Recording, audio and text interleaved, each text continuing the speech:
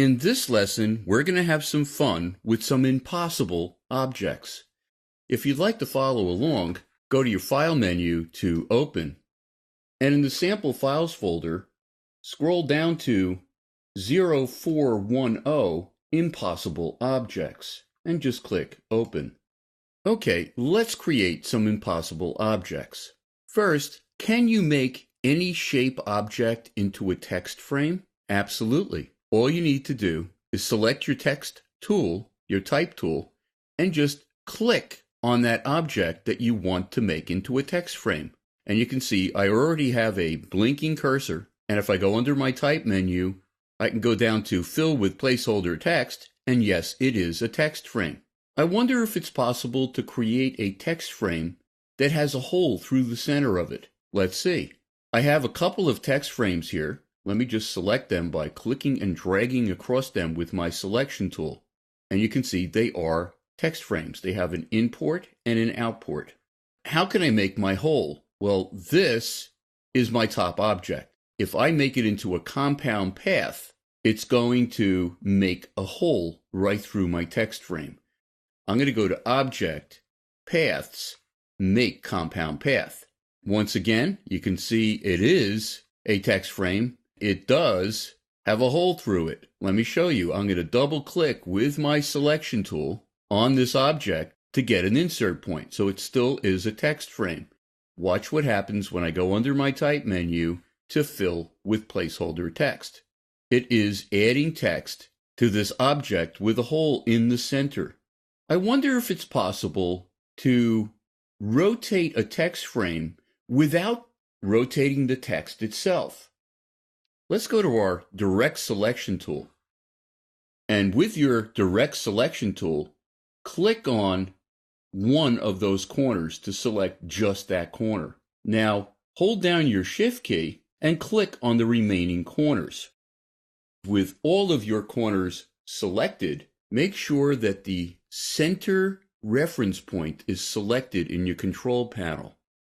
And now, rotate just the frame that you selected 45 degrees and hit Enter or Return.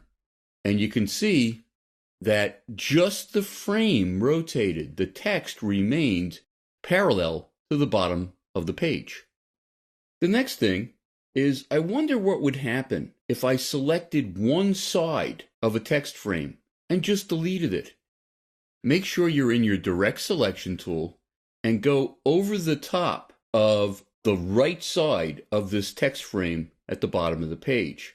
When you see next to your Direct Selection tool to its lower right, what looks like a line segment, click to select just that one segment. Now, press your Delete key, and you have an open path text frame. So you can delete one side of a text frame, and your text will not fall out. It's still contained within this open path frame. I'm going to scroll down to the next page. And you can see I have a couple of frames with images from photospin.com. I wonder if I can do the same thing with a graphic frame and actually delete just one side. I'm going to go over the top of the left side of this image, and when I see that little segment to the lower right of my Direct Selection tool, if I click, I'm selecting just the one side. And if I hit my Delete key, you can see that the picture is still contained within that open space. As a matter of fact, if I click off of the frame and then go over the top of another point and click again to select just that one point, when I hit Delete, there's still an image within that frame. Let me go to my pen tool and redraw my rectangle and go over the top of that lower right point and just click. And now I can continue my path. And you can see I'm back to that frame that has one open side. And if I go all the way around to the beginning, I can close the path and I'm back to where I started. I wonder what would happen if I cut a graphic frame in half. Well, how can I do that? I can use my scissors tool. If you hit your C key, you'll go right to your scissors. And I'm going to go over the top of the other image on one of the sides and just click. So I now have an open frame. Let me click again with my scissors tool on the opposite side of the frame. And if I go to my selection tool and just click and drag, you can see that now each one of those open paths has an image in it. Really kind of cool. We're going to continue to discuss objects and paths in the next lesson.